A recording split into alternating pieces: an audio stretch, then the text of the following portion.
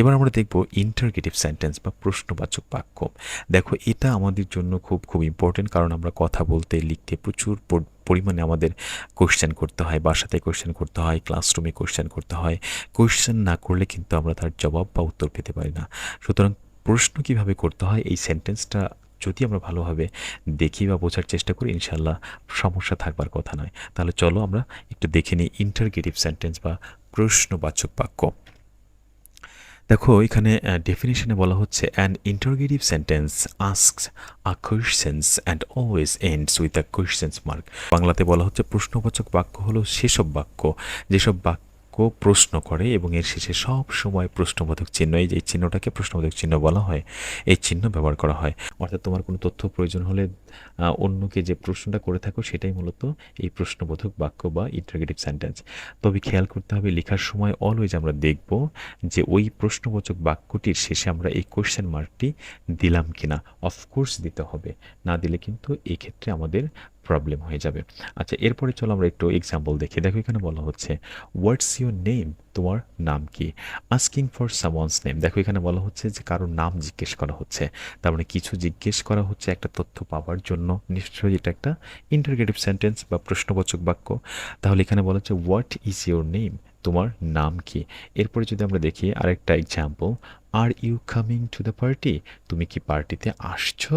এখানে বলা হচ্ছে আস্কিং ফর কনফার্মেশন, কোনো একটি নিশ্চয়তা সম্পর্কে প্রশ্ন করা হলো। তাহলে আমরা দেখতে পাচ্ছি এখানে দুটো এক্সাম্পলের মাধ্যমে যে কিভাবে প্রশ্ন করতে হয় বা প্রশ্নবোধক বাক্যটা কি। আমরা কোনো তথ্য পাওয়ার জন্য কাউকে যে কাউকে যে ধরনেরই হোক না কেন যে জিজ্ঞাসাগুলো করে থাকি, সবগুলো জিজ্ঞাসাই মূলত কি প্রশ্নবাচক বাক্য বা ইন্টারগেটিভ সেন্টেন্স। এরপরে যদি আরেকটা প্রশ্ন দেখে দেখো, বলা হচ্ছে have you done your lesson, তুমি কি তোমার পাঠ শেষ করেছো। এটা একটা ইয়েস নো কোয়েশ্চেন, কারণ এই প্রশ্নের উত্তর দেখো তুমি শুধু ইয়েস অথবা নো বললেই কিন্তু হয়ে যাচ্ছে। তাহলে এখানে আমরা যে প্রশ্নগুলো দেখতে পাচ্ছি এগুলো হলো প্রশ্নবোধক বাক্য। এইগুলো প্রশ্নবোধক বাক্য, আর এইভাবেই আমরা প্রশ্ন করে থাকি অনেক তথ্য পাওয়ার জন্য। আশা করি এতটুকু বুঝতে পেরেছো। চলো এইগুলো সম্পর্কে অর্থাৎ ইন্টারগেটিভ সেন্টেন্স সম্পর্কে আরও বিস্তারিত জেনে নেওয়া যাক। এখন আমরা শিখব টাইপ অফ ইন্টারগেটিভ সেন্টেন্স, অর্থাৎ ইন্টারগেটিভ সেন্টেন্স কত প্রকার। তার মধ্যে দেখো প্রথমে আমরা দেখতে পাচ্ছি ইয়েস নো কোয়েশ্চেন্স, অর্থাৎ হ্যাঁ অথবা না বোধক প্রশ্ন। এখানে দেখো বলা হচ্ছে requires yes or no answer, অর্থাৎ আমরা যে ধরনের প্রশ্ন মাধ্যমে হ্যাঁ অথবা না জাতীয় উত্তরের প্রত্যাশা করে থাকি সেগুলোকে বলা হচ্ছে ইয়েস নো কোয়েশ্চেন। যেমন আমরা এখানে একটা এক্সাম্পল দিতে পারি, ডু ইউ লাইক আইসক্রিম, তুমি কি আইসক্রিম পছন্দ করো। তুমি যদি এই প্রশ্নটি ভালো করে খেয়াল করো, দেখো বলা হচ্ছে ডু ইউ লাইক আইসক্রিম, তুমি কি আইসক্রিম পছন্দ করো। তার মানে এই প্রশ্নটা তুমি এই জন্যই করছো যে তুমি যাকে প্রশ্ন করছো সে যেন উত্তর দেয় যে হ্যাঁ আমি আইসক্রিম পছন্দ করি অথবা না আমি আইসক্রিম পছন্দ করি না। অর্থাৎ যে প্রশ্নের উত্তরটা কেবলমাত্র হ্যাঁ অথবা না হয়, ইয়েস অথবা নো হয়, সেই কোয়েশ্চেনগুলোকে আমরা ইয়েস নো কোয়েশ্চেন বলতে পারি। আচ্ছা, আরেকটা উদাহরণ দেখা যাক। দেখো, do you want to learn English, তুমি কি ইংরেজি শিখতে চাও। নিশ্চয়ই এটাও আমরা সেম সেন্সে বুঝতে পারছি যে আমি যাকে প্রশ্ন করছি সে হয়তো উত্তর দেবে ইয়েস আর নো। তাহলে এই জাতীয় যে প্রশ্নগুলো থাকে সেগুলোকে আমরা বলছি কি ইয়েস নো কোয়েশ্চেন্স। এরপর চল আমরা দেখি 2 নম্বর আছে ডাব্লিউএস কোয়েশ্চেন্স, অর্থাৎ ডাব্লিউএস কোয়েশ্চেন্স কোনগুলো সেটা আমরা একটু বোঝার চেষ্টা করি। দেখো বলা হচ্ছে uses what, where, when, why, how to ask for information. আমরা কাউকে যখন কোনো তথ্য পাওয়ার জন্য প্রশ্ন করে থাকি, কি দিয়ে কি শব্দ দিয়ে প্রশ্ন করতে পারি। দেখো হোয়াট দিয়ে মাঝে মাঝে আমরা প্রশ্ন করে থাকি, ওয়্যার দিয়ে করে থাকি, ওয়েন দিয়ে করে থাকি, ওয়াই দিয়ে করে থাকি, হাউ দিয়ে করে থাকি, হু দিয়ে করে থাকি, এরকম অনেক প্রশ্ন আমরা করে থাকি।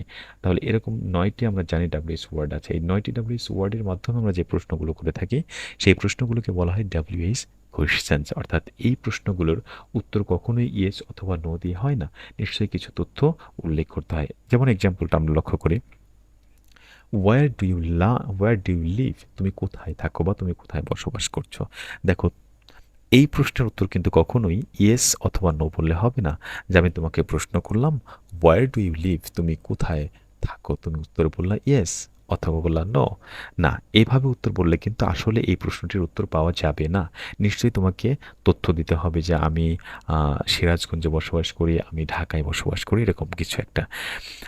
তাহলে যে প্রশ্নের উত্তরে আমরা কিছু ইনফরমেশন প্রত্যাশা করতে পারি সেই ধরনের প্রশ্নগুলোকে আমরা বলছি ডাব্লিউএস কোয়েশ্চেন্স। আচ্ছা, আরেকটু উদাহরণ দেখা যাক। দেখো বলছে, why do you play football?